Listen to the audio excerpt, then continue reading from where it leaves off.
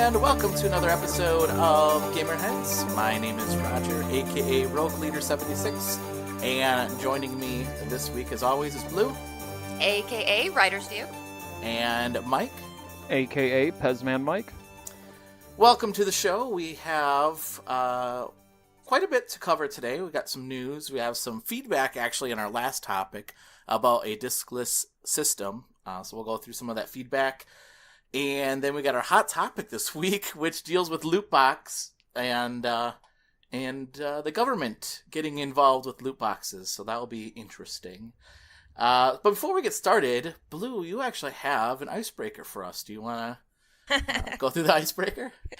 Yes. So the news came out this week that Netflix is doing a live action adaptation of Cowboy Bebop. I don't know if you guys are fans.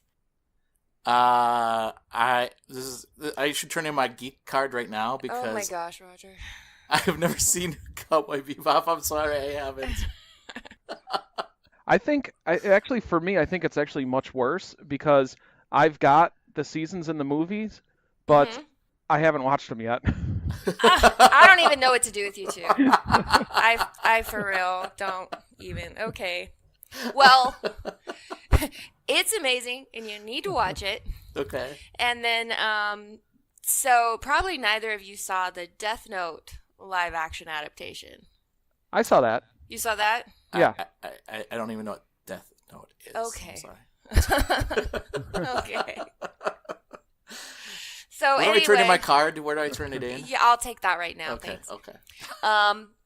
Anyway, it upset fans of the manga and the anime because Netflix just completely botched it. They completely changed the character of Light, the main character, and so I, for one, and many others like me, are quite concerned about them tackling Cowboy Bebop because it kind of seems like they don't understand, nor do they care to understand the source material. They just want to do their own thing. And so I was thinking this week for our icebreaker, what is one property that you could save from ever being remade or rebooted, if you could? Oh, that's a good question. Mike, do you want to tackle that one first? Sure. I'll also add something else to this. So on every Saturday night when I do my Perler Bead stream, where I'm working on the 151 Pokemon right now. It usually ends pretty late, so the very last song I always have playing is Space Lion from Cowboy Bebop, and it's a great song. It's a real chill song. So I do have some experience, not as much as I should. Yeah. Side note, music on Cowboy Bebop by Yoko Kanno and the Seatbelts is amazing, and you need to listen to it. I'll agree with that. Yes, and side note. Man, you give me homework every week. Okay. But you are missing so many things. I am. I hope they never reboot the Perler Beads, that's for sure. Or the that's Perler, right, the yeah. Perler show, yeah. It'll be more extreme. Yeah. So in terms of properties, so in terms of movies and TV shows, things like that, as a child of the 80s, you always keep hearing about people making another or reboot of Back to the Future. Oh, yeah. And no, absolutely not. That cannot be done. I also think they've also talked about doing another Goonies movie. Yeah. No, I don't want that at all. Spaceballs, absolutely not. How on earth would you even do that again? Yeah, right. Yeah, I don't know, but those things are perfect the way they are. So I say yes. I say no to all those. If I could save, it'd be those. In terms of games, I was thinking. Well, first of all, actually, we should be trying hard to do this. Is Sonic the Hedgehog? Is the Sonic Mania is a great game because it's exactly old school 2D Sonic. Yeah. But the Sonic Forces, and it's not a terrible game, but it's not. I don't know. Just stick with the 2D. Like that's a formula that works. That's what I think in terms of games. Also, Marvel vs. Capcom. I think it's time to move on. We don't need any more of those. Yeah. Just saving them from themselves. Yeah. Yeah, exactly. So that's what I got. Nice. I guess I'll go next then. So, I guess boy, this is hard because there's some that I don't want them rebooting, but then I'm thinking to myself, if they reboot it, it might be pretty cool. I'm thinking Indiana Jones. Oh, the Crystal Skull was so bad. Oh, I know. See, that's the thing. Like that, so a reboot or a remake, those are not sequels, right? So like Right, a reboot but- means like recasting everything, right? Yeah. If that's what they would do with it, Yeah. if they rebooted it, Crystal Skull, that had one of my two most cringeworthy moments in movies when Shia LaBeouf is swinging through the trees with all the God. monkeys. Yes. Oh, That was terrible. That was My- so bad. what, you Side guys note- didn't like that? Side note, my second most cringeworthy movie moment is in Jurassic Park 2: The Lost World when the girl kills a velociraptor with gymnastics. Well, wait a minute. That's possible. Oh, I don't want to incite any riots, but isn't all of Jurassic Park 2 just kind of one big cringe? yeah. Well, it wasn't terrible, but then once they got into the city and everything, I don't know. I read the book Yeah. before I saw the movie. That was probably my fault. Oh. Oh. Did they kill the dinosaur with gymnastics in a book? No, absolutely. Well, not. that was a missed opportunity, Craig. Yeah. That was, yeah. I just penciled it in there after I read it. I'm like, there, now it was in the book. Jeez. But there's talks of like having Chris. What's his name? Ah, gosh, it was on top of my tip of my tongue. He was in the Guardians of the Galaxy. Who's Chris his- Pratt. Chris Pratt, yeah, as Indiana Jones, and that I can kind of see. I can kind of see him being Indiana Jones. You've got the personality. Yeah, but I don't know. That'd be bad. It'd be funny if they got the same guy who played young Han Solo to play young Indiana Jones. That would be That's so funny, but very be meta. bad. I never said it would be a good idea. I just said it'd be funny. That is so meta. And regards to games, so Blue, you posted this the other day, Earthworm Jim. I would not want to see a reboot of Earthworm Jim. I love Earthworm Jim the way it is, so I would not. I don't know, even a remastered of it. Maybe a remastered, but a reboot or a remade version of it. I don't know if I would like that. Yeah. Earthworm Jim kind of is like a bit of a time capsule game. I feel like Yeah. it could really only have happened in the 90s. Yeah. That and Booger Man. Yeah. Probably the world doesn't need any more Booger Man. Probably not. What about you, Blue? Well, yeah, aside from Cowboy Bebop, which I would get in my TARDIS and stop immediately if I had one, I would probably save Rainbow Bright. Oh, yeah. Did you guys watch Rainbow Bright? Probably not, but Okay, yes, I did actually. really? Yeah. I didn't. So my mom wanted girls, so I watched a lot of Strawberry Shortcake and a lot of. Oh no, we would have been best friends. I love Strawberry Shortcake. I had Strawberry Shortcake as a kid. Really? I had a Strawberry Shortcake dress that apparently I wore like every day. It was not in the laundry to preschool, and then it was funny because I didn't remember this, and years later, I ran into somebody from my preschool class. And he's like, "Oh my gosh, you're the girl with the Strawberry Shortcake dress." So it made quite an impression, I guess. I guess so. Yeah, I didn't own a dress, but I did own the Oh doll. well, I win. Yeah, you do. I I win. win. But yeah, they've tried to reboot Rainbow Bright, I think 3 times, and every time it's been terrible. Like the most recent one, they changed the name of Twink to Mr. Sparkles. What? Right? Oh, because okay. Yeah, That- even if you don't know what the cartoon is about, Mr. Sparkles is just a bad name. Yeah. So, yeah, I would say just stop torturing Rainbow Bright. Just leave her where she is. Yeah. I the thing, it seems like they're taking a lot of those 80 properties and reboot them. Like even the Chipmunks, like that was to me like the worst reboot ever, remade ever. Yeah, and that's from the 70s, aren't they?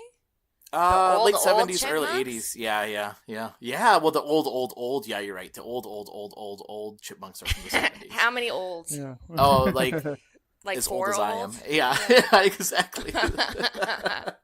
There's also a on Netflix, of course. There's a She-Ra Princess of Power cartoon. Yeah, I saw Yeah. that. I actually haven't really heard anybody talking about it. So either it's not terrible or I don't know. Yeah. Mhm. Not very good, not very terrible. Do you have a game related one too? I don't know. I would probably say that I guess I would go more the route of saving a game from its creators. I think that Devil May Cry, if this is what it's going to become, it needs to be put out to pasture. Mm. And I know that segues very nicely into our topic today. Yeah. Yeah, in I think all those properties that they tried to reboot, like even Lara Croft, like I know that doesn't have any loot boxes and stuff like that in it, but it seems like they're trying, like even like the TV shows and stuff, they're trying to really play into this nostalgia, aren't they? Like even like Magnum PI is being rebooted, like that was terrible. Ooh. Like that made me mad. I liked Magnum PI as a kid, but this reboot is terrible. And Yeah. what was the Hawaii 5-0 and Yeah. other weird shows. So And, it's just weird. Yeah. And plus Disney's just like, they're not making new movies anymore. They're just going back through their catalog and Yeah. making everything they already own. Yeah, although Christian told me the other day that Disney said this is our last Liars. yeah. They said that they're going to come out with something new after Toy Story 4, whatever. 4? Yeah, right. So we'll see. We'll see about that. They should have just left it at Toy Story 3. I know, it makes perfect sense to end it there. I know. It was a great ending. It was. Oh, well. Whatever. Anyways, Now that's we're all my mad. icebreaker, and now I've given you all a lot to think about. Yeah, and listeners, if there's something you want to let us know, what property would you save from being remade or rebooted? You can let us know. You can send us a tweet on Twitter. I guess that's where you tweet.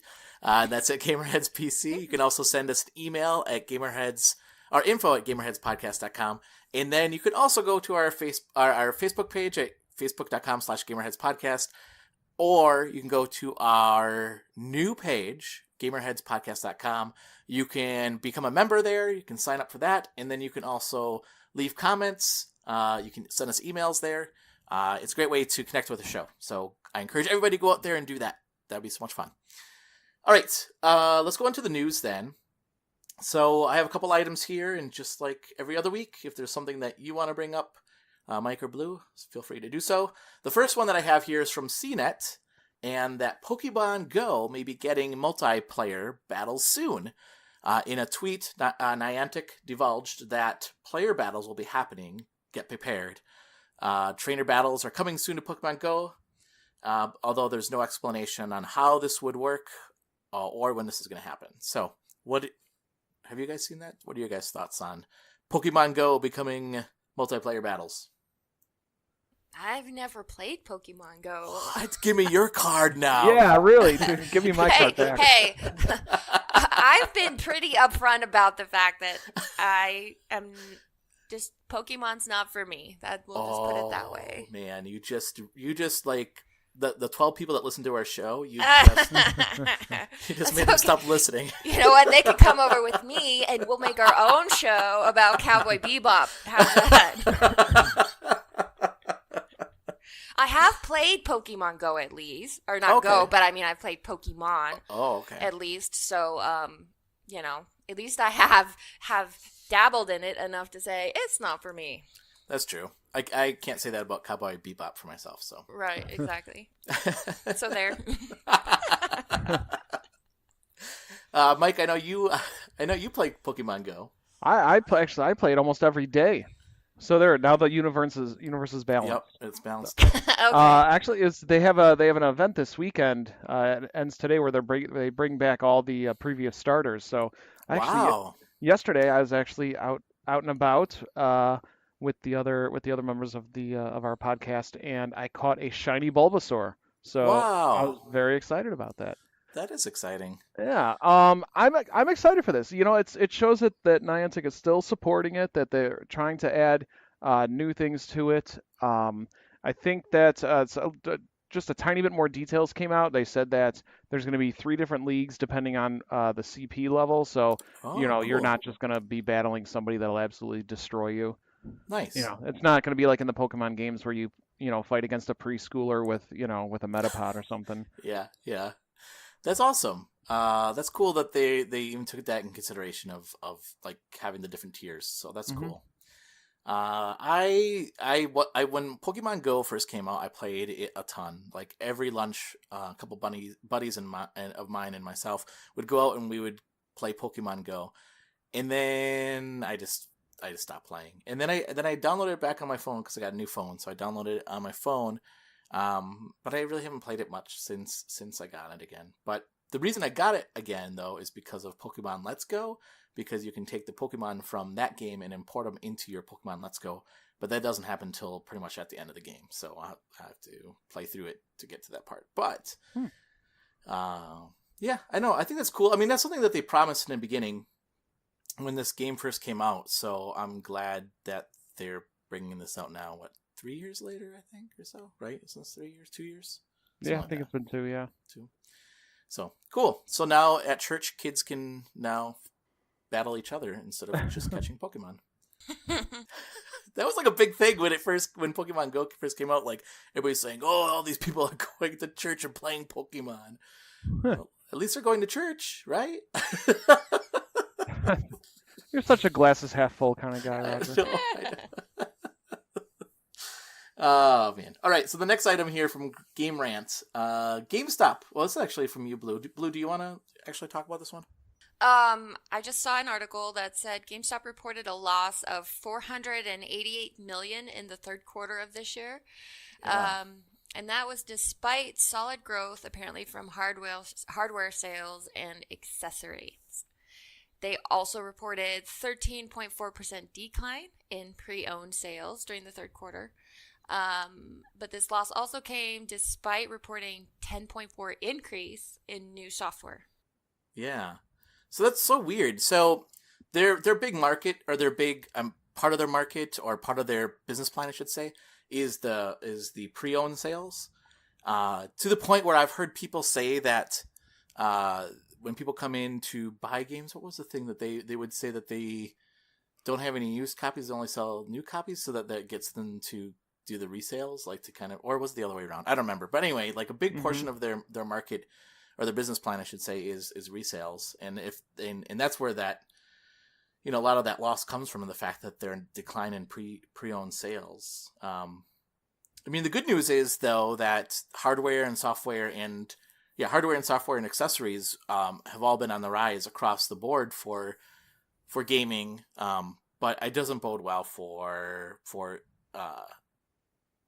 physical stores that sell physical software, I guess. Maybe. I don't know Maybe. if GameStop is a good canary in the mine, I guess, for Yeah. this type of industry. Because I That's think, true. what you were discussing before, if I remember correctly, comes from quotas that they put on their stores and their salespeople. Yeah. And so if they are, if they're behind their quota on the used games, they've been known to say, oh, we don't have any new copies, or Yeah. vice versa. And so everybody knows, at least a lot of people know, that I think GameStop is not entirely to be trusted.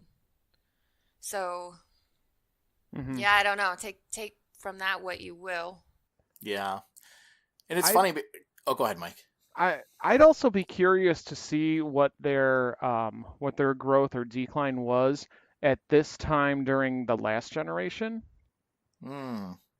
Yeah. because I think we can all agree that we're probably a good year or 2 years away from our next PlayStation and our next Xbox systems. Yeah. So I wonder if just the age of this generation is also playing a factor into it. So I'd be curious as to say, what this was, 5, 6 years ago. Yeah, but I think also 5 or 6 years ago though they didn't also have all the collectible stuff, right? That they were The that Think they were Geek selling. stuff. Yeah, the Yeah. Think Geek stuff. So it's almost like they changed their approach to their business model as well. Not only used, but then also when that seemed to be a I don't know, well that could dry up, then they were like, well, let's sell collectible stuff. And I like the fact that you can go there and find all this collectible stuff, but man, that and Best Buy, both of those places are becoming Yeah. places where it's more about collectible stuff for video games versus the actual games itself. And that's so weird to me. I don't know. Yeah. Yeah, they're becoming the hot topics of video games. Yeah, they really are. I mean, that's so funny that you say that because it used to be you'd go to Hot Topic and that's where you would find like all the unique shirts and stuff like that. But now you can go to GameStop and find the same stuff. So Which is good because Hot Topic still sells like $30 a shirt or something Yeah. like that. That's GameStop true. doesn't. Well, yeah, that's true. I got a shirt. Well, that was on Black Friday, so that doesn't count. Yeah, that doesn't count. So, yeah, but Hot Topic, like that's the only place I can find Cuphead shirts except for online. Yeah. So I don't know. I guess we'll see how this all plays out, especially if it's true with the Xbox focusing more on digital. We'll see how this all plays out in the next couple of years. So. Yep.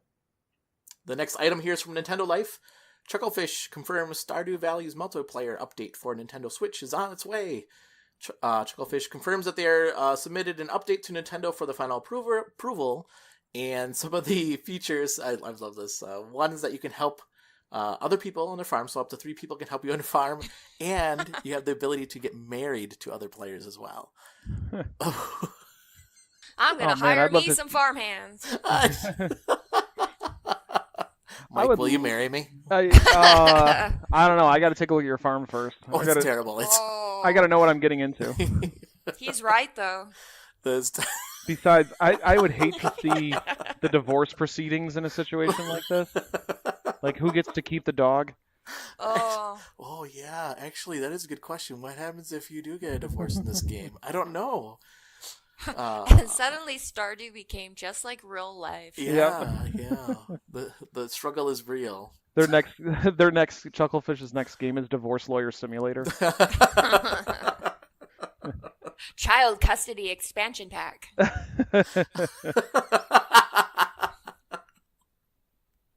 That's Oh my God, restraining order DLC. We can go on and on. Yeah. Oh man, there's a huge market for this. This is Yeah. awesome.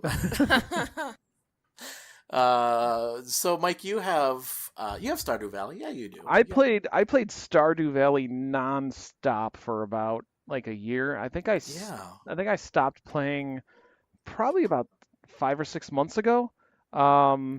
Where it just got to a point I'm just like I do the same thing with Animal Crossing. I play it nonstop, and then just one day I'm like, Yeah. So I'm hoping that this update kind of breathes some new life into it for me. It would be nice to get some help. Yeah. I'm excited about it. Blue, do you play Stardew Valley at all? I have it, and I played it for a couple hours. I don't know. I just am having trouble getting into it.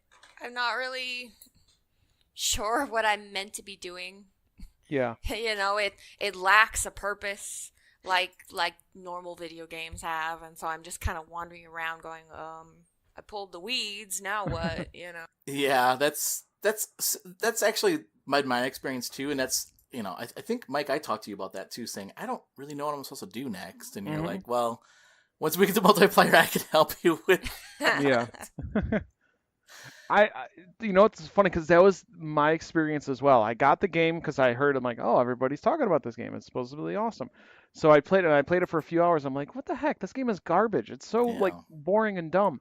And then I stopped playing it for about 3 months, and then I'm like, all right, I'll try it again.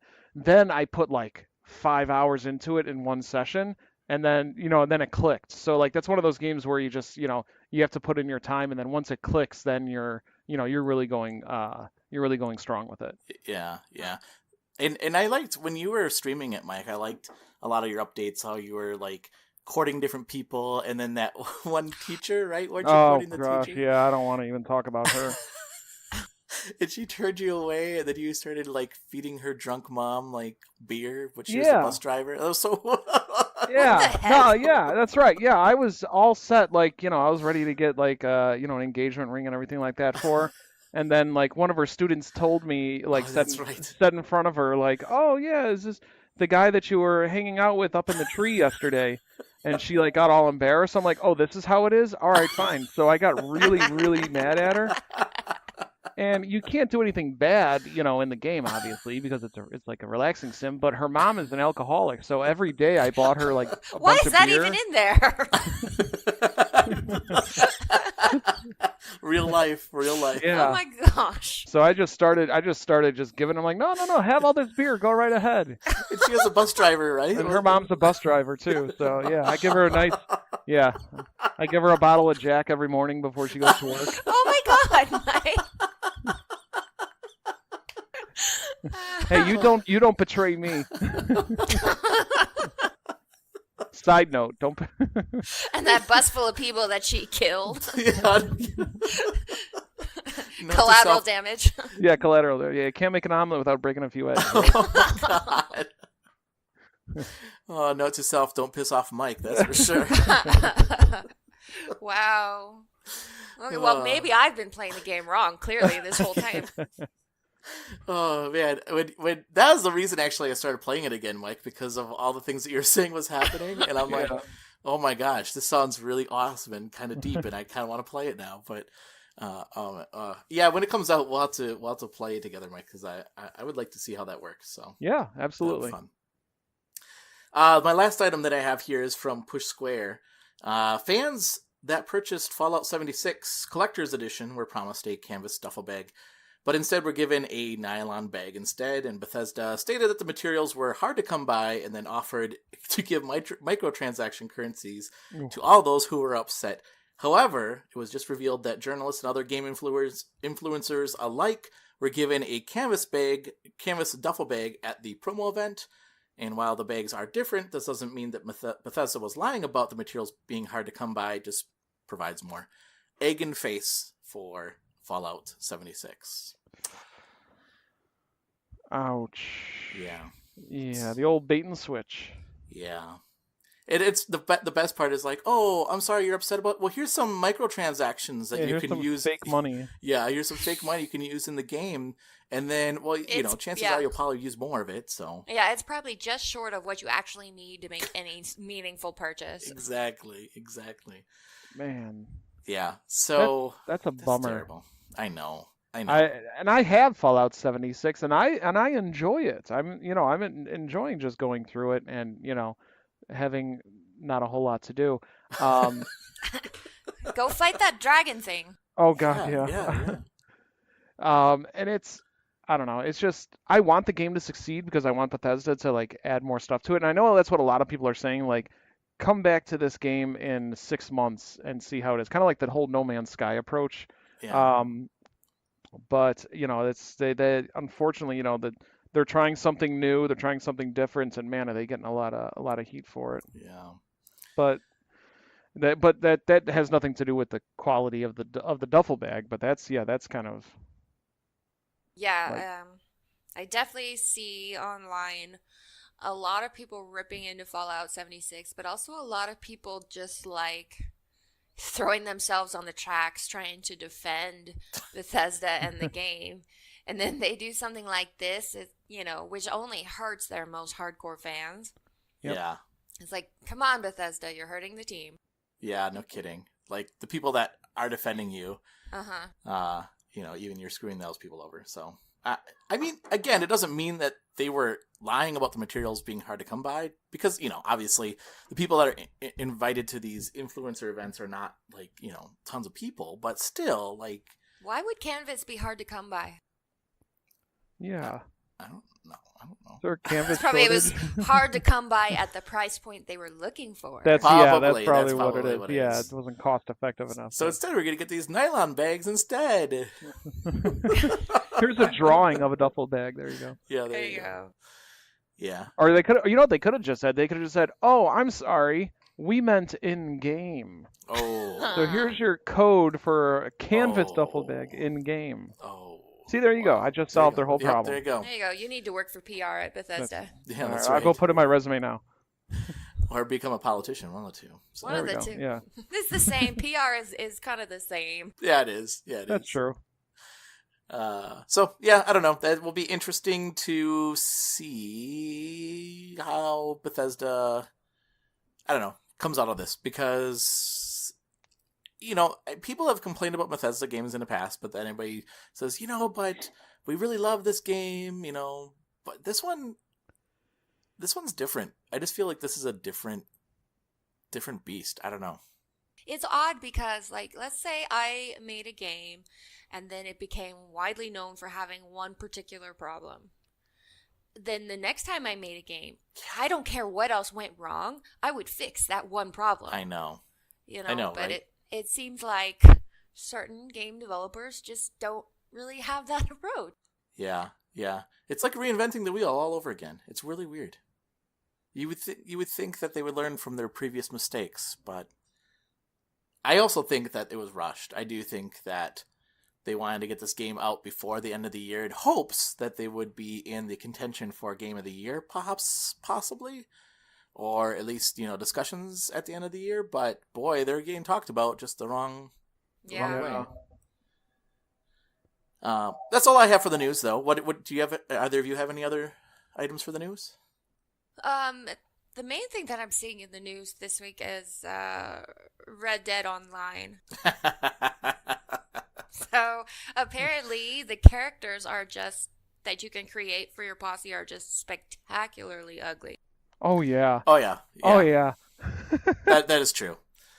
My guy was cross-eyed, and I tried everything I could to make him not cross-eyed. But then now I'm just going to call him Wild Eye Bill. That's his. That nickname. makes for a great cowboy name. So It does. Yep. It does. But yeah, Mike, you and I both played online. We can talk a little bit about that. So, Mike, what are your thoughts on Red Dead Online? My guy's cheeks go all the way out to next Tuesday. So it was so weird when I was trying to set. I'm like, oh my gosh, this guy's like, this guy's a monster. Yeah. So yeah, no, that is pretty funny that a lot more people are saying it, because I was thinking that when I was creating my character. I know, and I was all excited about it because I talked to somebody and they said, "Oh yeah, it's really cool. Like there's quite a bit to choose from." I didn't think there was actually a whole lot to choose from, actually. No. Well, it wouldn't be fair if everybody could be John Wayne. That's true. That is true. My guy, I named him Bill Strasberg, and he is a big guy with a big beard and long greasy hair, and he looks awesome, like, from as much as I could do with him. But I kind of want to talk about the experience too. We can talk about that now. So the other thing that not only the character creation but the online itself is kind of hit or miss. So I was playing last night, and my first mission with other people was to go steal some horses, because I think that's the beginning mission, right, Mike? Before you can open up the open world.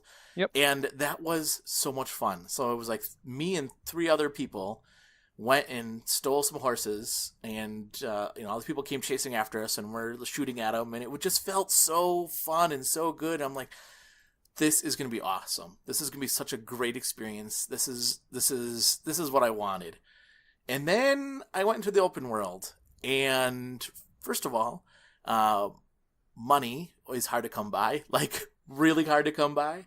So it's like real life. Yeah, except way worse. So that's one thing I actually read in Forbes, that the economy is so broken, and it is. Right, Mike, you said a fishing pole is $150, right? Yeah. And you earn so when you loot somebody, you get maybe 10-20 cents off of them, maybe 90 cents if you're lucky, and then each mission gets you $2 to $3 to $4 a piece. So you're going to be grinding for a super long time before you can even buy a stupid fishing pole, which is ridiculous. And then the other thing is that they introduced gold now too. So certain things you can buy only with gold. I don't even know how you can get gold. I have 0.01 bars of gold. I don't even know what I'm supposed to do with that. Oh, but you're supposed to ask Mike. He can show you how to do the prospector dance.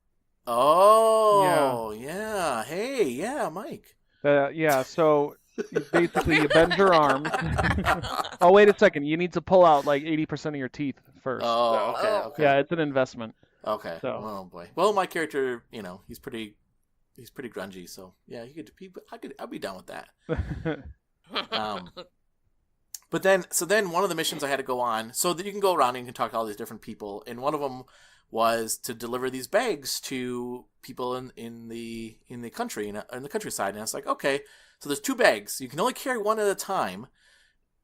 And so, right, Mike? Because I wasn't able to carry 2. I was only able to carry one at a time. No, just the one. Yep. So you ride with this bag to deliver it to this person, and in the process of that, I didn't realize this, but everybody else in your area pops up saying, hey, somebody's looking to deliver a bag, you can go steal it from them, and they can come after you and try to take your bag from you. Or they could take the one that you left behind because you can only carry one at one time. And you're timed, by the way, so you get like 15 minutes, I think, or something like that to do this. Mm-hmm. So the first bag, I go, and I thought I delivered it. It said, here's the guy, and I hit deliver, and then I started riding away from him, and they're like, you have to deliver your bag. And I'm like, but I don't have it anymore. I thought I delivered it. And then I was riding back to get the other bag, and somebody shot me and killed me. And then it said, you need to go get the bag. And I was like, okay, what? I didn't even have the bag. And then I rode to where it said, now time's done at this point. You can still deliver the bags, but you're not going to get paid as much. And time ended, and I went back to get the bag where it says the bag was, and there's no bag there. There's nothing there. I'm looking all over the place. I'm standing right on top of where the bag is supposed to be. There's nothing. And I'm like, this is so broken. I am so upset right now. And I just turned it off. I couldn't even, I don't know how I could have quit that mission because I didn't know how to. I tried to just go hunting, and they're like, oh, you have to go over there and get the bag. Like, my little map kept drawing a line to the bag, which didn't exist. I was so angry. I was super angry about that. And then, well, this next part was kind of my fault. So then there was this hideout that, hideouts just pop up and you can go attack them. And I heard some gunfire going off. And I was hunting in the area. And I'm like, oh, I'm going to go see what that is. I'm going to help these people. Well, I didn't realize that other players are going to show up red in my little targeting. And I shot and killed one of the other players. Oh boy, that didn't end well. They came after me then. And I was like, just trying to help them. And then so it wasn't, I'm hoping that if you can form a posse. Although it was like really expensive, like $700 in game money to buy a name for your posse. So if you're earning like $2 to $3 a mission, it's going to take you forever to name your posse. What do you get from even naming your posse? Just the right to call your posse. The name. I don't know. Okay, well, look, here's a wild thought. They can't actually stop you from calling your posse whatever you want. That's true. That is There you true. go. That is true. I think it's like $700 when you have, I think, so many people in your posse, like 5 or more or something like that. And then it's like $250 for like less than 5. I don't know the numbers exactly off the top of my head, but but yeah, you're right. I mean, what's stopping you from just saying, okay, we're like the no-name gang. We don't have a name because we're not going to pay the $700 to buy a stupid name. So, Plus, Yeah, when you set up your camp, you got to pay that guy like $2 a day just to maintain it. Yes. what? Why can't you just... Oh, because he watches over your stuff? Is that it? So Yeah, that But nobody he else doesn't comes even and takes defend it. Somebody doesn't. else, Yeah. somebody else could just walk into your camp like that. I don't think they could steal anything, but like seriously, nothing happens to the camp. You just have a camp set up, and then you lose like $2 a day for quote unquote maintenance. And if you want to move the camp, that's another $2, which is great. In that huge open world. I don't know. Yeah, but that's the other thing that was broken last night. I don't know if this happened to you, but my guy, the guy that was Cribs or whatever his name is, was supposed to watch your camp. He was moving the camp all over the place and charging me $2, and I'm like, "What are you doing? What are you doing? That's a great Stop scheme. I like that. I was so mad about that too. I was like, "Why are you moving camp? Why are you doing this to me? Why are you charging me all this money?" Like. Can I was you really mad. just camp anywhere you want in the game and for free? Just out in the middle of nowhere? Well, you can, your player can, but then like all your stuff that you have, like your outfits and I don't know, like crafting, you can't I think you can only craft at your base or whatever he sets up your camp, I think. Mm-hmm. So, yeah, it does limit you to how much you can do. Just like you can rest, so you can set up like a little fire and just rest in front of the fire, and I think you can cook food at the fire. I'm not sure. Yeah. But beyond that, there's very little you can do. You have to go back to your camp to do like any kind of crafting and stuff like that. I don't know. I was really upset about the fact that this guy was moving my camp all over like 3 times in the matter of like 2 minutes. He's like, "I'm going to move your camp over here." I'm like, "Stop it, you idiot!" God. I don't know. What was? Did you have any other thoughts or experiences on the game? Because I my first taste was like, yeah, this is gonna be awesome, and then all of a sudden, by like, I played it until like 2:00 last night, and I was just like, I'm done with this. Yeah, that's what I kind of said yesterday when I was playing it, and what really bums me out is I was really hoping that Fortnite would have taken away the griefer crowd, Yeah. but no, they're back in full force on this, and it really aggravates me. Like, I know there's a pacifist mode that you can like go in, but I don't think there's any way that you can avoid these people, and that was one of the reasons why I didn't like playing GTA Online. It's like Yeah. you're just trying to have fun and just, mess around and just do fun things, and just some jerk that plays, 23 hours out of the day just comes up and just, blasts you away for no reason, just Yeah. because that's the mentality, or that's like the expectations of people who play this game religiously, is if you see somebody else, you just go and kill them for no reason. Yeah. So one guy killed me like 3 times in a row just for no reason. Yeah. And he was just chasing me around. I'm like, "Stop it, dude! I'm just hunting. Leave me alone." I did nothing. I did nothing to this guy. I was just hunting, and he kept hunting me down and killing me. He's hunting too. Yeah, yeah. What's funny though is, Fallout 76, like everybody was saying like, well, people are just gonna run up and kill you for no reason. I ran into about 14, 15 people in Fallout 76. Only one person killed me, and that's because I had a wanted bounty on my head. Yeah. Everybody else was totally cool. Yeah, and still that's one thing I think that Bethesda did a good job with, was the whole like trying to, because if you kill somebody, then you are targeted, right? Then you have a bounty on your head.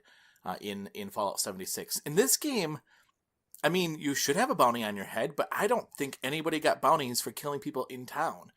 And Isn't that like Red Dead's whole thing? Like, yes. Christian was always worried about his morality score or whatever. Yes. So if you accidentally kill a townsperson, an NPC, you're in trouble, but not if you go around killing other players. I guess. Yeah. I mean, there was witnesses when I got killed and nobody did anything about it. And I'm like, that's kind of ridiculous. You're held to a different standard. Yep. So, I don't know. I want it. This is in beta, so I'm hoping that some of the stuff gets ironed out. Mm-hmm.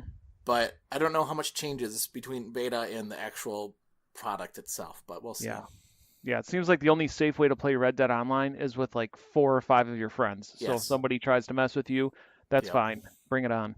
You mean your $700 posse? That's right, yeah. Exactly, yeah, right. Or in our case, the No Name Gang. So that must explain your message last night, Roger. Yes, it did. I asked anybody want to form a posse so I don't play this by myself. Yeah. I just got this random message from him like late at night. Come play Red Dead. Please. Well, I saw Mike playing it, so I sent him an invite, but for whatever reason, he ignored me. And, yeah, you had already built up a reputation, and I didn't want to get involved in that. No, I was going right to sleep. Like, right when you sent me, when I'm like, right when I signed off, I was like, all right, I'm done with this game. I'm going to bed. And then it's like, hey, you want to play? I'm like, Mike's not here right now. Please.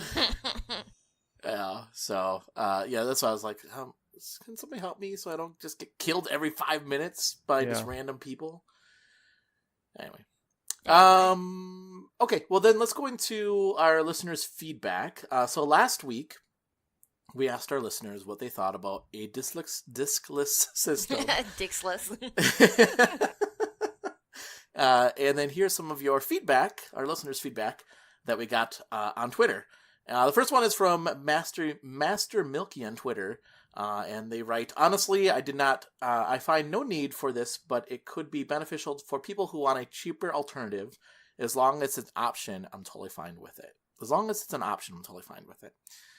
And yeah, I mean, I guess that's kind of the question that still remains. Like, I mean, obviously for the Xbox One, it's going to be two systems that they're running simultaneously. But in the future, is it going to be two systems? I don't know. Or two SKUs, I should say, not systems. But the next one from Moma Nadun on Twitter. I pronounced that right, Blue? Do you know? I have never pronounced it online. Okay. Or in real life. So they write, I prefer physical copies of games. However, I transferred 250 gigs of digital downloads from my 360 to my Xbox One. So I don't hate digital downloads. Just don't charge me a premium for a downloaded copy. Also, drop the price of the console due to the lack of Blu-ray player. And I mean, that's one thing we talked about last week is the fact that they're saying, well, they're not saying, I guess it's speculated the price point's going to be around $200, I think. So, and then the Champ 033 on Twitter writes, 13 thumbs down. He just put the thumbs down emoji. 13 yes, times. those, and I counted them all out. It was 13 of them. I'm a physical media person. It gives me the sense of ownership. Downloaded media does not. What happens when the multiplayer servers are shut off? I can still play games from 20 to 30 years ago. I like Xbox and have every system they've made, but bad idea. Yeah, that's actually a good question. Like, what will happen if the servers get shut off for a certain game? Are they going to pull that game off the market as well? I don't know. Just a couple more here. Bilbo Fraggins tweets, for me, better have two SKUs. One disc less. I don't trust digital content nor the outdated, crumbling American infrastructure. Digital loses rights daily, and I prefer physical. A huge Xbox fan, this could break me. Although I am out of space, maybe go forced into Digi. So yeah, that was also my concern too. The fact that the internet, with the whole net neutrality and dismantling net neutrality, and the fact that they can charge you, I don't know. Well, there's talks of putting data caps on certain data. That worries me. So we'll see. And the last one is from Retro GIF Monster. And they tweet, all my Xbox games are digital except for 2. I'm totes fine with it, but I'm a bigger proponent of digital than most, I think. So, yeah, there was a lot of feedback, actually, on this one. We got quite a bit. A nice mix of opinion. Yeah, a nice mix of opinions. So, yeah, if you want to get on the conversation either on this or on our topic that we'll be talking about in a little bit here, you can certainly tweet us. You can send us a tweet at GamerheadsPC. You can email us at info@gamerheadspodcast.com. You can go online onto our website at gamerheadspodcast.com as well. All different ways that you can get a hold of us and give us your opinions, not only on our topics, but we'd love to hear what you think of the show as well. So, and if you're a fan of the show, even if you're not a fan of the show, I'm fine if you go out to iTunes and give us a rating. We'd love to find out what your thoughts are. So you can find us on iTunes, just Gamerheads Podcast, and leave us a rating there. It's also a link in the show notes too, so you can also link right there to our iTunes or Google Player, any way that you can get our podcast. All right, so before we take a break and go into our hot topic, let's go into the games that we're currently playing. So, Blue, Mike and I talked quite a bit about games. So, why don't you start off? What are you currently playing right now? Still playing Disgaea.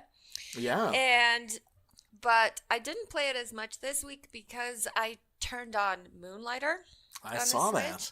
Yeah. And it basically owns me now. I am so hooked on it. What is Moonlighter? So it's an pixelated style, and it's a little indie game, and it's part dungeon crawler and part like business sim. Oh. So you play this character named Will, and he's been left the family shop to take care of when his parents died. And so in the evenings, you go to the dungeons, and they're procedurally generated dungeons. So every time you step through the big massive gate, you get a new dungeon to explore. You go around, you fight monsters, you pick up treasures and all that kind of stuff.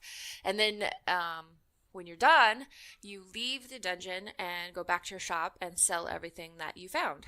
Oh, cool. And so that part of it is trying to set the right prices for everything based on consumer demand. So you have to carefully watch the reactions of your customers, what they think of your prices, and adjust them accordingly. That's awesome. I know you want to try to avoid flooding the market with too much of any one thing. So, because then the price will drop, and it's just, I don't know. It's just like, I think that because the two drastically different styles of gameplay, I think, are what make it so addictive. Yeah. Because, at the end of the night, I'm like, yeah, let's go fight monsters. And then I get back to the shop and I'm like, well, I could call it a night, but I got to sell this stuff first, And then I sell the stuff and I'm like, okay, I can call it a night, but I should just go get some more stuff, And so it's like this cycle that I can't get out of. That sounds so, oh my gosh. Lou, now I have to play this game. This sounds awesome. Do it. It's so fun. Is it online or is it just single player? No, it's just single player. Okay. Because I was going to say, can you undercut your opponents? And that'd be well, awesome. and it's funny because you can also invest in the town that your shop is in. And you can do investments for other stores. And some of them you need. Like there's a lady who makes potions, so you have to invest in her store. And there's a guy who makes weapons, and of course you need him. And then there's another guy who shows up is like, I invested in your shop. He's like, oh, it's you. Thanks, I guess. And then he sells all the same stuff that you do, only way expensive. Whoa. And I was like, give me my money back. Oh my gosh, that's Get out. awesome. This is my town. Wow, that sounds so cool. And you're playing that on the Switch, right? Right. That sounds awesome. How much is that game? $15. Oh, really? I'm gonna look it up right now. Wow, if that's $15, after this podcast, I'm definitely downloading it. It's so fun. It seriously is. I can't believe I don't hear very many people talk about it either. Yeah, that's too bad. Way underrated. Yeah, sounds awesome. Who's the developer behind it? Do you know? There's I listen to a couple other podcasts, and actually, there's one of the ones I listened to. Somebody on that show has been playing that game religiously, and they also are saying nothing but good things about it. Yeah, definitely. I'll have to try that out. So the wares that you get and sell, is it just skins from the monsters you're killing, or what are you selling in the shops? Oh, they drop all kinds of stuff. Because they're all crazy magic monsters, and so they'll drop crazy magic things, and then you can find treasure chests, and they've got all kinds of things. And when you open the treasure chest, most of the stuff has curses on it. Oh. So it'll be you put everything in your bag, and the curse will be when you return to town, whatever item is to the left of this in your bag will be destroyed. Oh, man. Or this item can only be put at the bottom or the top of your bag, or this item can only be put at the left or right. So you have to definitely strategize how you're going to do stuff. And can you craft in the game too, or no? No, you can take materials and money to the sword guy and the potion lady, and they'll craft stuff for you. Oh, okay. But yeah. Because I was gonna say, you could really undercut everybody. Just say, I'm going to build my own swords, my own potions, my own. That's awesome. Can you lift the curses too on the stuff that's cursed? Well, sometimes you'll find an item that says removes curse from the item below this in your bag. Oh, or, cool. Something like that. So that sounds so awesome. The heck? So I'm checking I'm on the eShop right now. Yeah, I'm trying to. The website is, because I have more than one regional account, and so it's giving me attitude because I'm signed into the wrong one. Oh. So, okay, it's $25. Okay.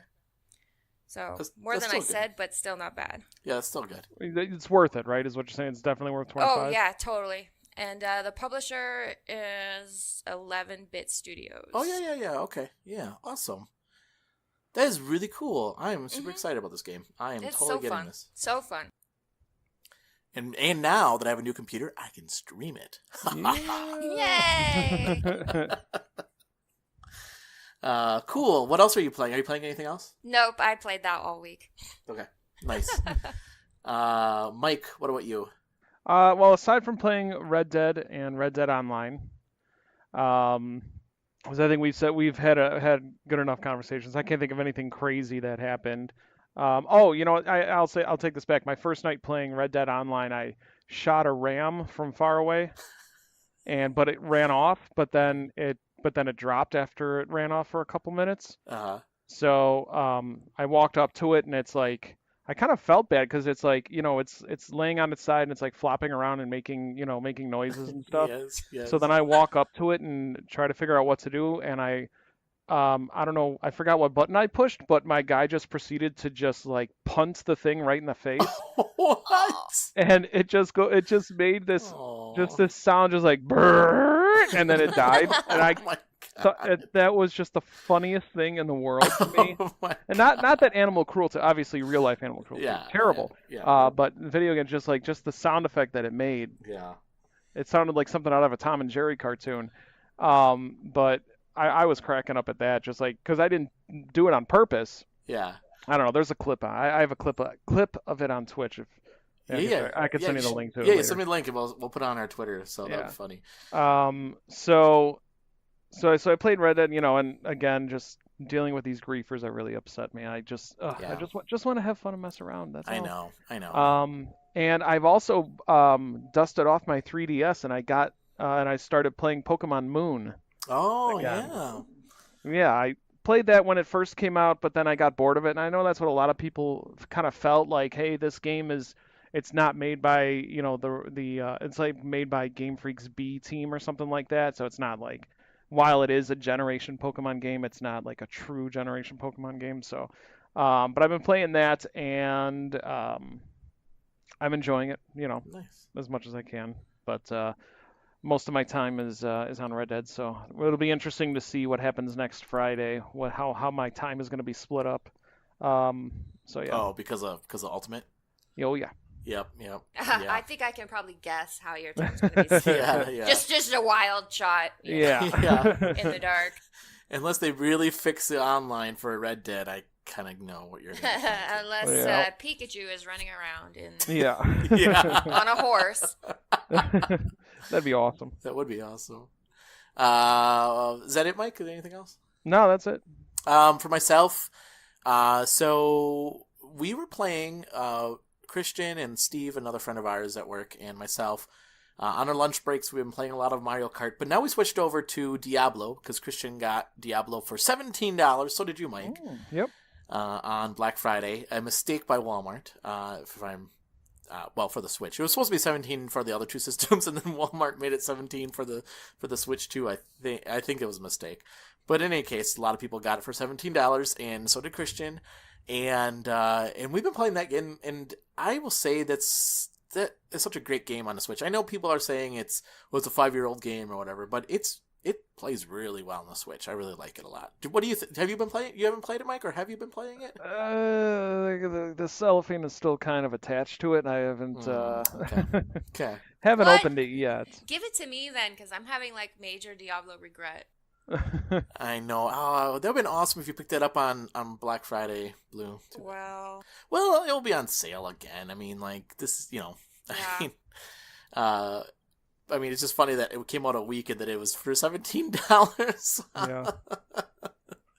But it is fun. So I've been playing a Necromancer. I haven't played a Necromancer before. And, I mean, she just sits back and she just sends all her skeletons, and I just raise people from the dead. And my tagline now is, "You have a new master now." So that's been a lot of fun. We've been playing that, and then I played Red Dead Online, obviously. And what other game was I playing? I know what game you're Oh, yeah, I do know. I was all excited because I was going to tell you about Hollow Knight. Yay! Yeah, I've been playing Hollow Knight. So I beat one boss. I beat the big bug thing that she's like a fly, like Mother something or something. It's called Mother something. But I beat her, and I don't know if she was supposed to be my first boss. I think I was supposed to beat somebody else, but she was the only one that I felt like I could actually take on. And so I beat her, but I'm kind of lost now, but it's really fun. I mean, the artwork is unbelievable in this game. Right? I just, oh my gosh. Like there's one level I was on, and you know those things with the teeth and they come out of the ground and they spin? Those like, I don't know, tentacle things? Like those look so gorgeous, but there was one level where I was going through and there was a foreground and there was like those fly things flying around in the foreground and it was black, but you know, obviously they're in front of me, like I couldn't attack them because they're in the foreground. And then in the background there was more like looked like another cave behind me, and those things were going up and oh my gosh, it was so cool. Look, it was so gorgeous. I was just like, wow. And I streamed it, a little bit of it, because I was testing my streaming capabilities with my new computer. So I streamed it on our Twitch channel, so you can go to twitch.tv/Gamerheads Podcast to check that out. And it looks so cool. It's such a great game. That game is so good. I can tell you where to go, but I'd have to see your map. Oh, yeah. So when I stream it, I'll let you know, so that way you can kind of like guide me, because Okay. I did get the map, and I got a compass, and I got another quill pen, and then I got a couple markers, because I've been just grinding for whatever that in-game currency is. Yeah, Geo. Don't Geo, bother yeah. with the markers. I bought them all, but I never use them. Oh, really? Yeah. Because I bought- everything appears on your map anyway. Yeah, I know. So that was kind of weird. And even when I bought the marker, it was like the bench marker. Like it didn't show up. Like I found a bench without it even, No, showing up on the because map. that's there for you to pull up your map and you put it yourself on the map. Oh. I thought it was going to like just pop up for me. Okay. No. Oh, all right. Yeah, Well, so that's kind of why they don't. They're not that useful. yeah, I can see that now. I was thinking it was going to show me more stuff on the map. I'm like, this is not helpful at all, but No. I get it. So, yeah, that's what I've been playing. I really have been enjoying that game a lot. So I'll be streaming that. And then the other game I'm going to be streaming, Mike, I know that you and Sherry and Kurt and, well, I don't know if Brian watched, but he was part of that. He was part of that. I'll be streaming, I'll be streaming Death Road to Canada. Yeah. Again, so We gotta see how our story ended. Yeah, that's right. So no, I think you all died. I thought. Yeah. Well, thanks. That's great. I know I was dead. I think Rub it Sherry- in. Yeah, really. Thanks for reminding me. I think Sherry was the only one left standing. I think after. Yeah, but she died. We made it to the border, and then she just got surrounded and got killed. Oh, okay. Yeah, so she died. So I'll have to start over. But Awesome. have That's you so much played? fun. Have you played that game at all, Blue? No.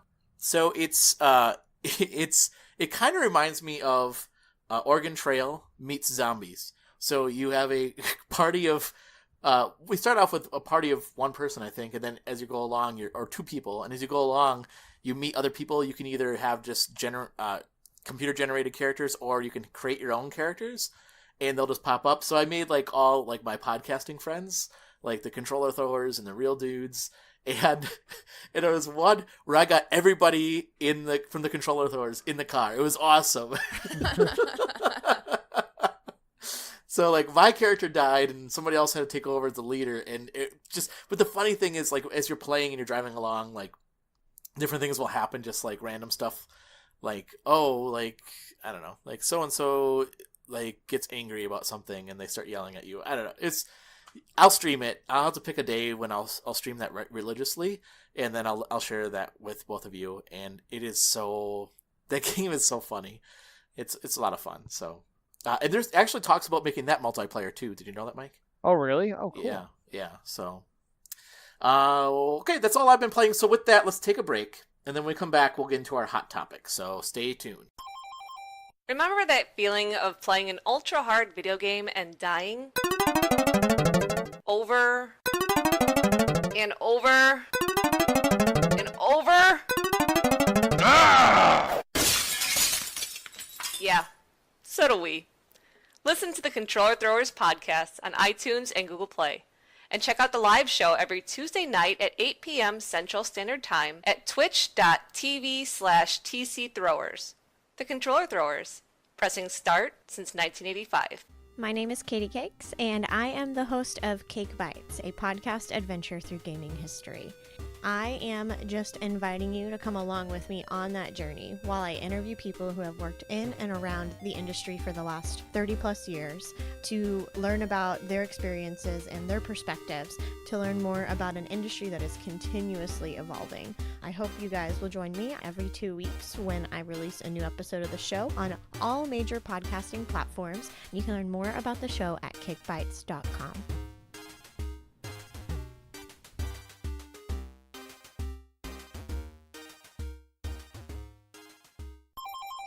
And welcome back to Gamerheads.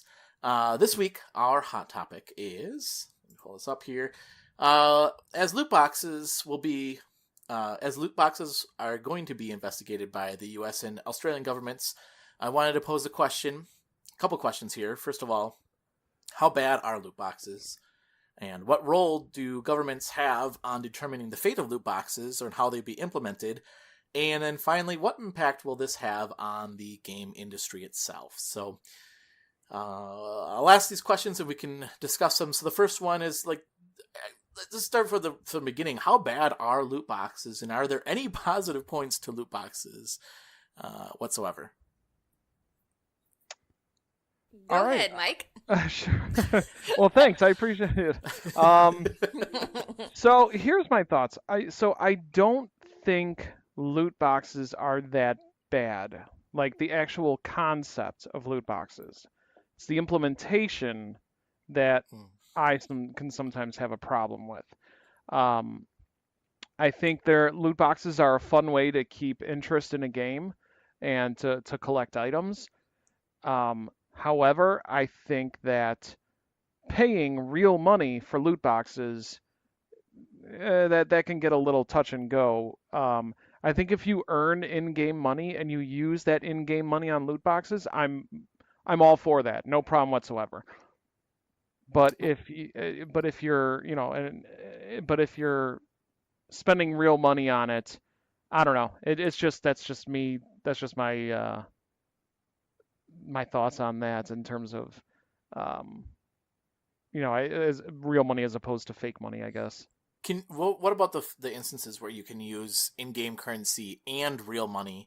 So you can grind to get in-game currency, or you can just use real money to buy the item. So what are your thoughts on that?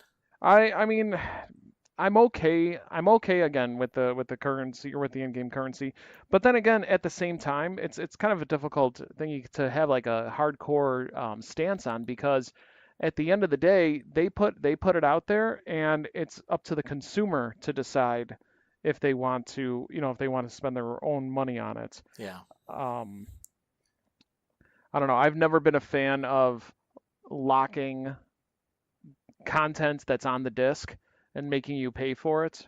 Yeah, I agree with that. But my thoughts on that have kind of changed a little bit, because if it's something like a character skin or something like that, as opposed to like an actual like level or something like that. So if it's like something cosmetic that you're getting in these loot boxes, I'm okay with that. I honestly think that I think loot boxes are kind of like getting demonized. Just because, especially with the government getting into it now, it's think of the children. Yeah. But I mean, honestly, if you think about it, aren't baseball cards a form of loot boxes? Yes, they are. They are. That is a really good point. And Magic cards, I don't know if you guys ever played Magic. Pokemon cards, all that. Pokemon cards, yeah, it's all forms of loot boxes. When I was a kid, they had Marvel. I was big into comics when I was younger, and they also did trading cards. They had like the X-Men universe trading cards, and there were some. I remember randomly they would have an animation cell. So the card was like completely clear, and it had like a really cool artwork of an X-Men character in it. And I bought a whole bunch of cards, and I had like doubles and triples and quadruples of Beast and Juggernaut or something. But then I finally got that animation cell Gambit, and I was like, oh my gosh, this is awesome. But it's like it's essentially the same concept. So yeah, it is. You're right. You're absolutely right. It's no different than it is no different than baseball cards in a way. I mean. Although the physical versus digital people would say, at least with the baseball cards, you have the card. True. And they're worth something. I mean, you might buy them for, like, when we were kids, like 25 cents with a crappy stick of gum. But now they're, like, worth a lot more, right? So, like, there's investments. You make an investment into something. It's the same thing with even, I would say the same thing with physical games, too. I mean, this is not loot boxes, but, I mean, physical games themselves are an investment. I mean, I bought Pokemon Blue for $4 or something like that. And I sold it for $35. I mean, it was... You probably sold it to me. I think that's what I bought it for.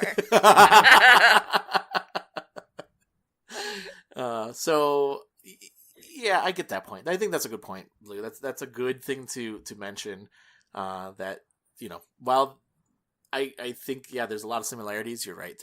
There's a physical versus digital, the ownership again. So I don't know. What are your initial thoughts, Blue, on loot boxes? Well, you will never hear me telling other people what to do or not to do with their own money.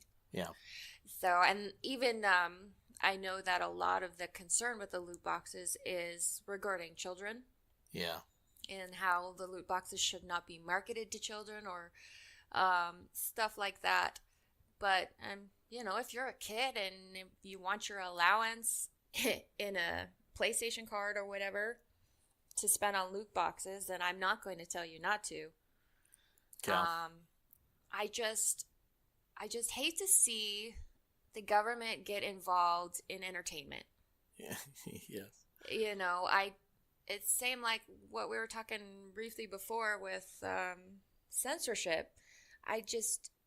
Perhaps I have more faith in people than they have in themselves, but I feel like the market is perfectly capable of saying whether or not it wants loot boxes and to what extent it wants loot boxes involved in the games. Like, I do not play free-to-play games because I cannot stand being pestered for money all the time. And that's just me. Lots of people don't mind it. So the people that don't mind it will play those games, and the people that can't stand it will not. And that's just... And in that way, the market should be able to regulate itself. There should be no need for the government to get involved on any scale. Yeah, and I agree with that too, because I think for myself, I don't really get into Fortnite. I played a little bit of it, but I know people that really enjoy that game, and I know one of the things that people mentioned, like, that is very like gambly or gamey, is the fact that they'll have like skins available for only a short amount of time, and then they'll be like, oh, you can only get this for like a week, you better go and buy the skin. But the thing is, it's not necessary for the game. Like, I don't need to have skins to play the game. I can play the game. I'm not going to lose the game because I don't have a skin or I don't have a dance or whatever the case is. And to me, for those free to play games, the problem I'll have is when you pay like $60 for a game like Battlefront 2, Star Wars Battlefront 2, and then on top of that, they're like, oh, if you want like better weapons and different cards, you better buy some more, loot boxes. That's crap. Pay to win, Yeah, that pisses me off. And that's the kind of thing that it should, like Battlefront, there's such a negative backlash. Exactly. That this is the market regulating itself. Exactly. 100% agree on that one. So even in a case where Fortnite, like, if I enjoyed that game, and there are games like I enjoy, Galactic Z, I think, that's called Galaxy Z, which is a free to play on the Switch. But they have loot boxes. I've not spent one dime on it, but I've also considered spending money on it because of the fact that I put in a lot of time into it, and I'm thinking, I want to give back a little bit because I actually enjoy this game. So to me, I don't feel like any of the games that I've played, except for the Battlefront games, where loot boxes were a problem, and I've felt compelled to buy a loot box. I've never bought a loot box ever. The only time I ever would buy a loot box is if they're like, hey, you get a free loot box. I'm like, okay, like I'll use that, but and there are some positive points to loot boxes too. I mean, because the money that look at Fortnite. The money that's used on a lot of those loot boxes are then put back into the game, and look at all the different things that they're doing to that game to, like, make the experience better. So, like, to me, I think there could be some positive things to the loot boxes, but I want to go into that role where the government has on loot boxes, because Blue, I think you touched on a lot of points that I agree with too, and some things that I just want to mention here. So the first thing is that U.S. Senator Maggie Hassan, I think that's pronounced her last name, a Democrat from New Hampshire, encouraged the Federal Trade Commission Chairman Joe Simons to investigate loot boxing during a Congressional Oversight Committee meeting this week. And he said, yes, he is going to look into that. The ESA, which represents the video game industry's interest in Washington and organizes E3 every year, believes loot boxes are not gambling, because that's the concern, that they're gambling. And that, like you said, Mike, that our poor children are going to be duped into buying these loot boxes. And previously said it would like to see, the ESA said it would like to see the video game industry self-regulate itself when it comes to loot boxes. And then lastly, a politician from Hawaii, Chris Lee, is trying to make a law that would limit the sale of video games with gambling-like mechanisms to people under the age of 21. How would you enforce that? Right? Like, I mean, they already have ratings on video games. How many 10-year-olds do you see running around with Call of Duty and stuff? So. Well, and I don't know if it's like this in every state, but at least in Wisconsin, maybe things have changed, but it was 20 or it was 18. I had to be 18 to go gamble, because I remember that specifically because on my 18th birthday, my mom and my best friend's mom and my best friend all went to the casino to gamble, and I forgot my ID at home. Oh no. So we had no to run slots back for home. you. Yeah. So they ran back home and they gave me $20, and that's all the money I was going to allow myself to spend was $20, and I lost it in like 5 minutes on a stupid slot machine. And then I had a quarter just sitting in my pocket, and I put it into a machine, and I won it all back. It was crazy. And then all of a sudden, like, it was just like a horde of like retired elderly people just surrounding me, like, around that machine, like, when are you gonna get off of that machine? It's mine next. I've never gambled after that ever again. Whoa. Yeah. I had one bad experience too gambling when I was like 10 years old, and this is what these rules are geared towards, people like you when you were 10. But I think it was a good thing. I was at a county fair, and they had, and I know they don't do this anymore, but it was one of those things where you drop the quarter in, and it like pushes the quarter into all the other quarters, and then you could possibly get an avalanche of quarters. Yes. So my dad gave me like $5 worth of quarters to go, do whatever I want with, Yes. So I spent it on that. Oh yeah, because it was paying off. I ended up making like $12 on it, which to like a 10-year-old kid was awesome. But then I let it ride, and I lost all of it. Oh no! And I was so just shattered that I, like, even when they're like, "Hey, let's go to the boat," I'm like, "No, I don't gamble." Hey, have you ever been to Vegas? I have no interest whatsoever in going to Vegas. Yeah. You want to do football squares? For the Super Bowl? Nope, don't want to do it. Hey, I'll bet you I could, get there and back within, in half an hour. No, I'm not even going to do that. Like, I do absolutely nothing in terms of gambling because of that one experience. It broke me. So are you going to send your own kids to the fair with $5 in quarters to learn a valuable life lesson? That's right. Yeah. Now you get in there, you lose that money, and then you see. I think that it depends on where you live too. Because I know when I was 16, my volleyball team went to a tournament in Vegas, and everywhere you go, there's some sort of machine. Like, you can't keep it away from kids. Yeah. And so, like, I remember we were like waiting to get into a restaurant, and somebody came out to yell at us because we were standing too close to the slot machine. Like, you had to be so many feet away from the slot machines, and I don't know. Yeah. I think it just where you live, I guess, probably depends on what's your tolerance for gambling and things like that. Just having it around as a form of entertainment, as it is. Yeah, but I think that there's obviously gaming aspects, right? So like this they're trying to tap into, I don't want to say, well, yeah, I mean, the addictive nature, right? Like there's addictive natures towards, I don't know, it's addictive nature, but there's obviously some gaming mechanisms involved into loot boxes where it's like, oh, if you just spend a little bit more money, you could get this, you could be closer to what you're looking to do. But I think, I mean, what you said, Blue, I mean, it's the industry will regulate itself, like you said. And I have a problem. I had a problem when the game Night Trap came out and the government got all up in arms about that. And then, but the industry regulated itself. It created the ESRB ratings, right? Isn't that what it is? Yes. And it regulated itself. I think that the industry can regulate itself in this one too. Like I have a problem with, especially with politicians that don't even know anything. They just hear loot box. Oh, gotta jump on that. It's a hot topic. Yeah, it is a hot topic. Yeah. Same thing with Mortal Kombat back in the day. Man, remember that with the Senate proceedings and everything like Yes. that? This game is evil. It's gonna make children evil. Yeah. I mean, it is a problem. I mean, I get the fact that there has to be some concerns about, our kids could be, addicted to these games, but that's where parents should just step in and say, no, like, Yep. this is, I'll give you allowance, or I'll give you so much money. If that's how you're going to spend your money, that's fine.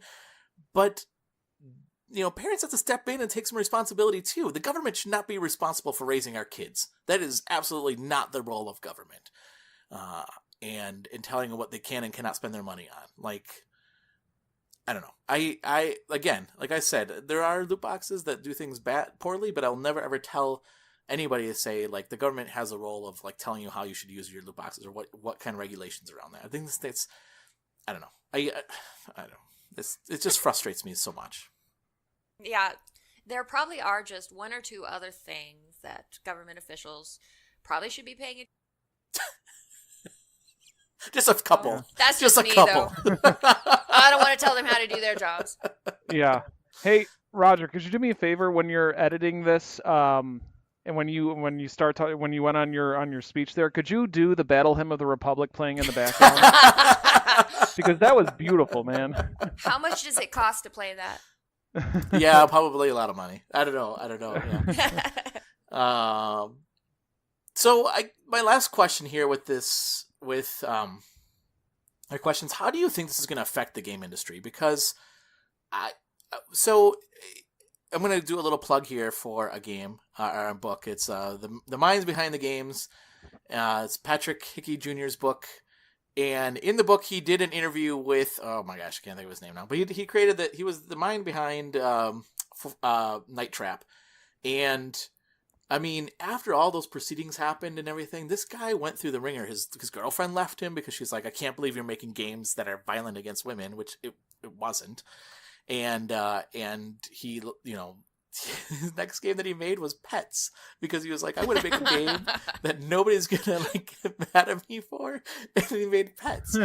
And but that did change like how people, I don't want to say how they viewed video games, because I think that politicians are always going to have like this, I don't know, like this weird view of games. Like they tried to do the same thing with comic books too, and back in the day, where comic books are corrupting people and making them gay. I'm not kidding. Like that was a concern that comic books, because comic books were one of the first publications that actually had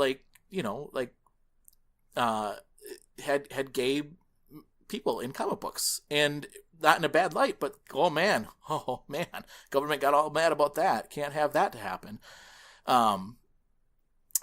I just wonder how much, like it seems like the gaming industry like just recently started getting a little bit more like, I don't know, popularity in pop culture. How much is this going to hurt in the video games industry with it being prominent feature in pop culture nowadays? Well, I guess probably a lot of that depends on what those politicians who have no idea about the topic decide that they're going to do to save us from ourselves. But yeah, I mean, I don't want to not to get like super heavy, but it does seem like when you're targeting things like video games or comic books or, Lord forbid, rock and roll music. I know, it seems like every generation is frightened of the things that their children enjoy. Yeah. And their grandchildren enjoy. And, remember how when Elvis was just going to corrupt the whole world, and yet somehow we're all still here. So, I don't know. I think it's just much ado about nothing by people who apparently, I don't know if they just have like no concept of history or what. Yeah. I don't know. Yeah. What about you, Mike? Do you think this will have an impact on the game industry? No, I think basically when it comes to things like this, it's just like the flavor of the week, and then they'll something else will pop up that'll get their attention, and they'll leave this alone. Or when this stops, becoming a hot topic, they're gonna move on to something else, and then we'll be left to their own. The industry will be left alone again until the next thing pops up. Yeah. Yeah, I think to me, my biggest concern, it would be a real shame that all the things that games do, the good things that games do, because I think that there are a lot of really good things that video games do for people. I think, like, look at this, like this podcast in itself, right? Like, I would never have met either of you if it wasn't for video games. And, like, to me, like, there's a good community there. There's, like, good people. And I love the fact that, we have conversations with people that follow our podcast and play games with us and don't hunt us down in Red Dead Redemption 2 and let us be alone. No, I mean, but really, there's a lot of positive things that video games can do. I've heard many stories of people saying, I'm kind of a social outcast. And if it wasn't for video games, like, I would not have the friends that I have and the friendships that I had and cherish. There's so many good things that video games do, and it's too bad that the government and politicians seem to latch on all the negative stuff, and then they point at it. Same thing with gaming violence, right? It's like they find the things that, oh, look at that, this game's so violent. Maybe it says more about our culture, about, like, our raising of our kids versus, what we're consuming from media. I just wish that there was... I wish that there was positives too. I wish that they would focus on the positives, and I just don't want the gaming industry to be hurt underneath this, because it seems like somebody is a part of that gaming culture. It seems like we fought so hard to get it part of our pop culture, right? To the point where, like, when I say I play video games, people don't, like, give me a cringy look. They're like, "Oh, cool, so do I." Yep. It's fun to have those conversations, and it would be too bad that if we took a step backwards because of the lack of knowledge or the lack of insight that our politicians, not just our politicians. I'll tell a quick story too. Like, when I was in college, I was watching Public Access one night. I don't know why. And they had this priest on there, and he was holding up this game, and he's like, "Dead in the Water," and has a skull on it. "This is the kind of games, this devil worship games that our kids are playing. Dead in the Water." It was a boat racing game. But obviously had no clue, just looked at Dead in the Water, saw a skull. Oh my God, devil worship. And I feel like the same thing here. They hear, like, "Oh my gosh, this loot boxes. Oh, people don't like them. Oh, they're gambling. Oh, we gotta stop this now." What? Yeah, just by even saying that you need to regulate loot boxes, that's like saying people are too stupid to take care of themselves. That's what they're saying. Yeah, and that is actually a really good point. Like, give us some credit, or like, maybe as a culture we need to start investigating. If we have to have the government step in and tell us what we can and cannot buy, maybe we need to step back and say, what are we doing wrong then as individuals? So that's it. I'm gonna leave it at that. I'm not gonna go into more. Listeners, let us know what your thoughts are. Do you think that loot boxes are a problem?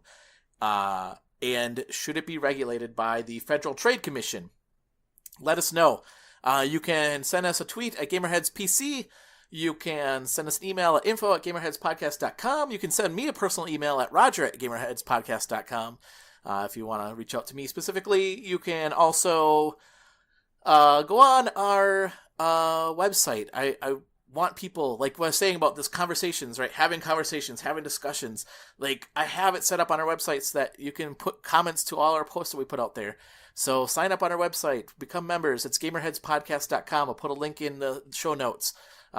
We want to have these conversations with our community, you, our listeners. So go out there, let us know what you think. All right, so before we go then, how can people get a hold of you? Mike, why don't you start? Sure. You can check me out at on Twitter at TC Throwers. It's our podcast, The Controller Throwers. So at TC Throwers, you could also find the podcast airing every Wednesday on gamerheadspodcast.podbean.com and at gamerheadspodcast.com. We also stream, so check us out on twitch.tv/TC Throwers. Nice. And Blue, how can people get a hold of you? You can almost always find me on Twitter. My handle is @WritersView, and it's spelled with a Y, so WRY. And then I also have a website, which is writersview.com. Nice. And like I said, you can follow us on Twitter at GamerheadsPC. You can also send us an email at info@gamerheadspodcast.com and find us on Facebook and our homepage as well. All right. Thanks, Mike, for joining us again. No problem. Thank you, Blue. You are welcome. And thank you, listeners, for listening. We will talk to you next week. See ya. Bye. So long.